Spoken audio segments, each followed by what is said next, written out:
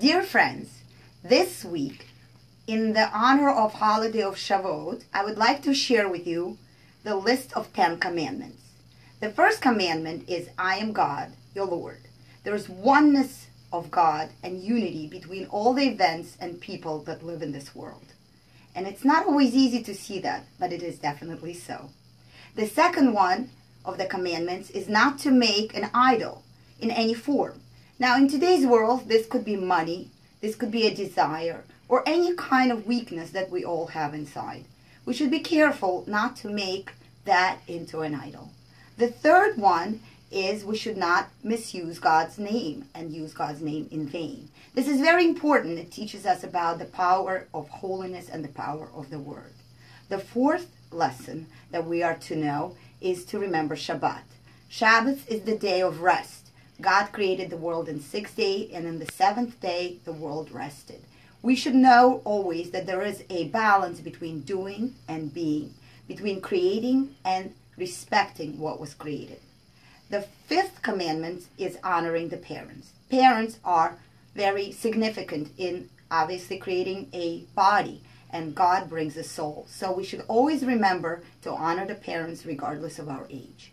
The fifth commandment is to always remember not to murder, because everybody has a place in this world.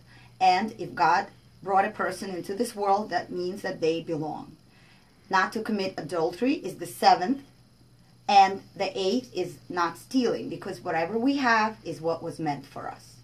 The ninth one is not to make false testimony. That means to create a law, to create judges, and to create a system of courts.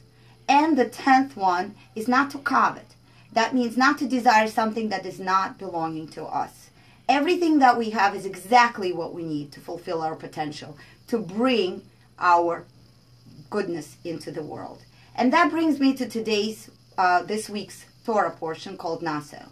It's interesting that in this week's Torah portion, 12 tribes brought 12 individual gifts at the inauguration of the altar.